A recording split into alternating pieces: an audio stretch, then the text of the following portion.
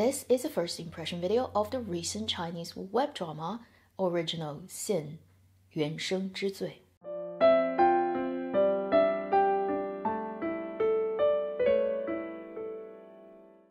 Hi, you're watching Avenue X, where junkie and good storytelling shares their thoughts, knowledge, and occasional weird ideas on stories and how they're told. 原生之罪 Original Sin is a 爱奇艺 web drama that aired a couple of days ago, and it's only 24 episodes. The drama is led by Zhai Tianling and Yin Zheng, and it is a contemporary drama set in a fictional country, fictional city, but mostly filmed in Malaysia. The drama features two main male characters. Yin Zheng plays Lu Li, a policeman who is very good at solving cases, but very bad at almost everything else, especially dealing with people, because he has very strong traumatic backgrounds that resulted in him being a quite extreme personality. Zhai Tianling plays a former lawyer who lost his license because he did something that he really shouldn't be doing as a lawyer. And then to survive, he started to work for people who are not that, let's just say, nice to associate with. So he owns pubs, businesses, but not really owning them as a real boss. He's like the frontman for other big boss in the background. But one case linked them together and eventually making the person who's in charge of the police station recruit Zhai Tianling's character as the partner for Yin Zheng. So he kind of becomes a policeman unwillingly. But those two characters actually share a much deeper connection than they previously realized. Lu Li's father is in prison for being responsible for the murder of 6 young girls, although he only admitted to 5. And Chi Zhen, played by Zhai Tianling, his elder sister, was actually one of the victims of this crime. So that goes to the title of this drama, Original Sin 原生之罪. In Chinese, 原生家庭, or it means your original family, where you come from, so your parents' home, where you grow up. As two characters, they're both suffering from things that they weren't responsible themselves, but it's because of other people within the family. On Lu Li's side, the dad's crime, and then on Chi Zhen's side, his guilt of being partially responsible for the death of his elder sister. But as the story progresses, although they really didn't like each other in the beginning, and they realized what their sort of background story actually, the connection is there, and then there are other things added in the mix, they still become a really interesting partnership in solving crimes. Although currently it's already aired half of its content for the VIPs on 爱奇艺, we still have 3 cases to go, and I'm pretty sure as we move towards the end, those cases would actually tie into their own background stories. We'll figure out whether, for example, Lu Li's father is really responsible for killing all those people. I'm thinking probably not. Otherwise, why do they set up the story as such? So we'll very soon find out in the next week or 2 what the story is all about. This drama is based on an original script, and I've researched and I found out supposedly this was actually originally written by a Hong Kong scriptwriter with 2 younger assistants, and it got bought by the producing company. But then something happened and we don't know exactly what. Those people were not eventually credited for the work. Seemingly the script went through a lot of changes and adaptations. So if you look at the credits, there's actually no scriptwriter for this drama. There's people who are like, literature, executive, that type of position. So there were people in charge of looking at the story, but not necessarily credited as a scriptwriter.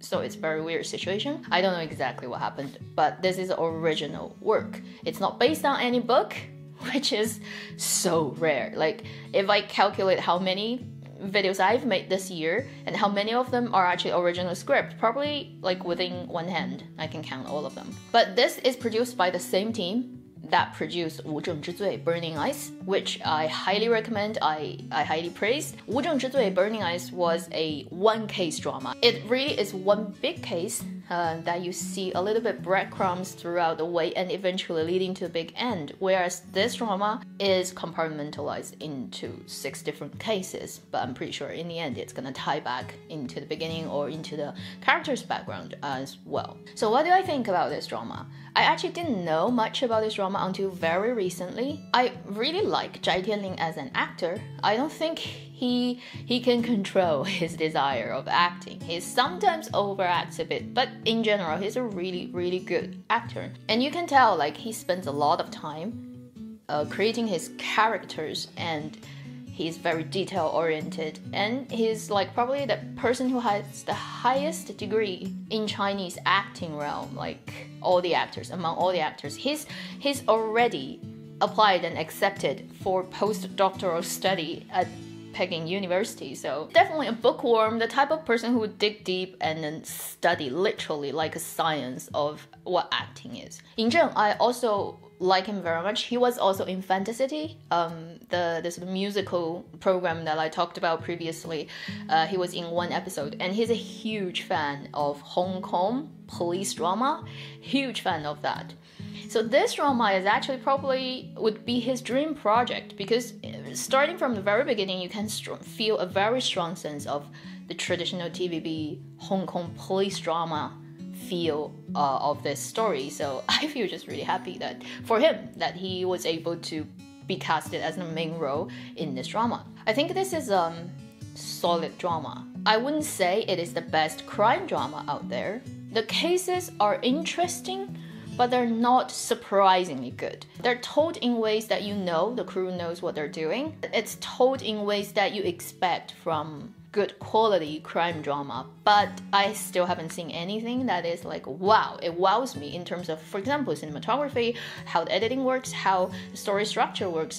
If the plot is so, like mind-bogglingly interesting, I haven't seen that. For example, the latest case that I've watched, which is the third case in the whole thing, it just immediately screams Agatha Christie's Oriental Express, and then there were none. Like, it's so much like that. And I was like, okay, that reference is too strong about trapping people in a place and killing them one by one, or a group of people kill one person together.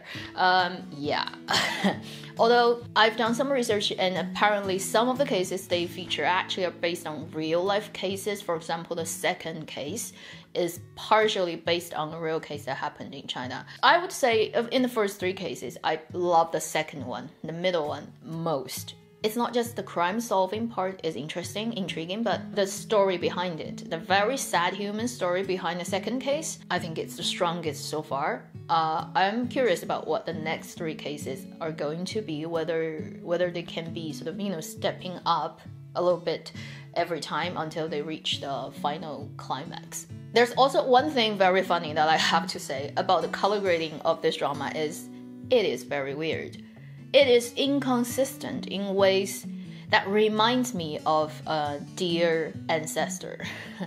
I think during summer I talked about that drama. There's certain scenes in this drama that just doesn't match with other scenes. I think it might be due to that they filmed all their car scenes. So everybody, like every scene that's in the car, it clearly is CGI'd, like, what is outside. Sometimes the movement of the car feels very unnatural. That's not the worst part. The part is whenever the two leads are in a car, they turn orange. Like, it's not even orange teal orange, because the teal is not that strong in color grading, but their lips are just completely orange. But they don't look like that in a scene immediately before or immediately after when they're in different places. So I don't know what happened. Maybe they shot all the scenes of their cars like together and with one particular camera that eventually turns out like that, and they couldn't color grade it back. But that's so weird, because you'd shoot in RAW, and how can you not be able to color grade anything is weird. I don't understand, because I can color grade that on my home computer, so I don't understand why everybody looks orange in a car. But if you go ahead and watch this drama, you will find out so many orange car scenes. It's so weird. The acting of the two leads are very satisfactory. I expected at least they will be performing to this level, but I would also say they haven't exceeded my expectation in terms of just blowing me away. All in all, the production quality of this drama is very good, so it's worth watching. It's definitely not something that tries to belittle your intelligence as a general audience. But if you're expecting some type of bromance going on, so far I haven't seen it. I don't think they're aiming at it either, because this is not a BL novel adaptation. It's an original script writing. It's just about two guys don't quite see to each other but have to work together and then go out and solve crimes. So it really doesn't have that vibe of bromance going on as you've seen in other dramas, whether they're intentionally or unintentionally doing that these days.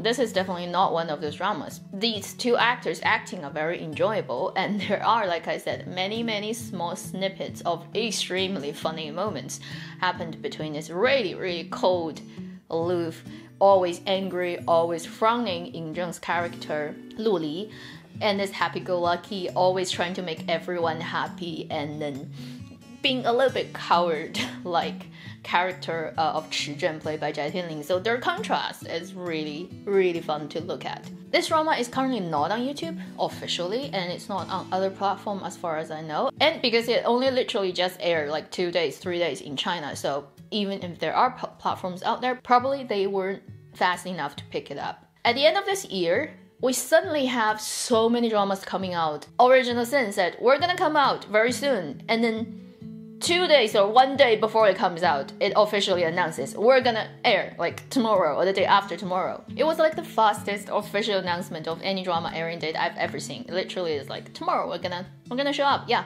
watch it. And then immediately after that, you see Story of Minglan. Now it's moved 1 day, so it's on Christmas Day. It will air in China. You see another drama that has been talked about a lot.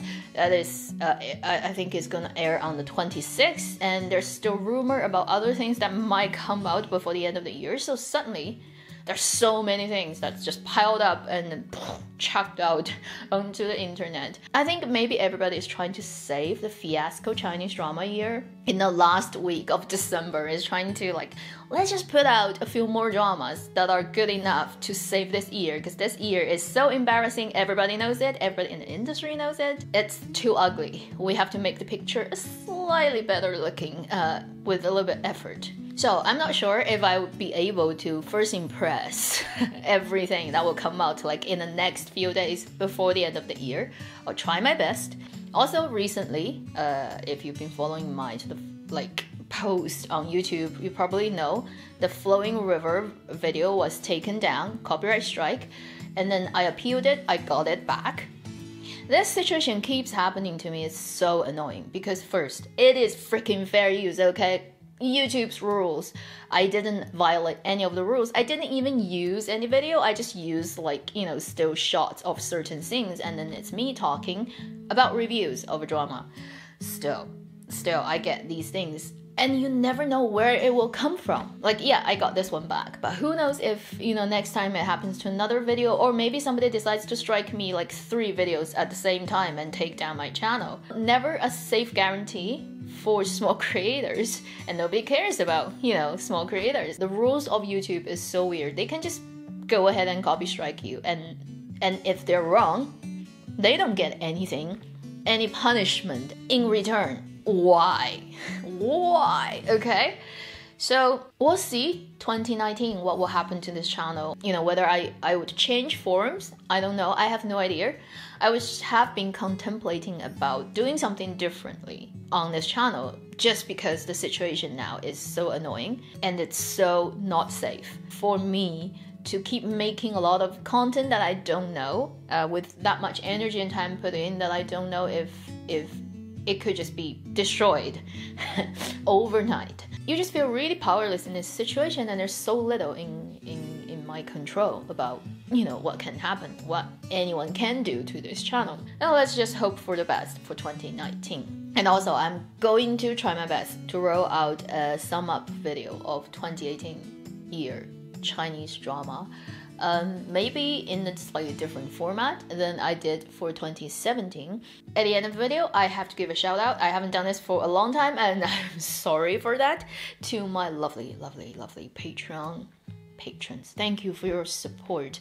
Thank you for sticking with me, even though I'd say since Guardian, this channel has been just not really doing anything regularly or as it used to.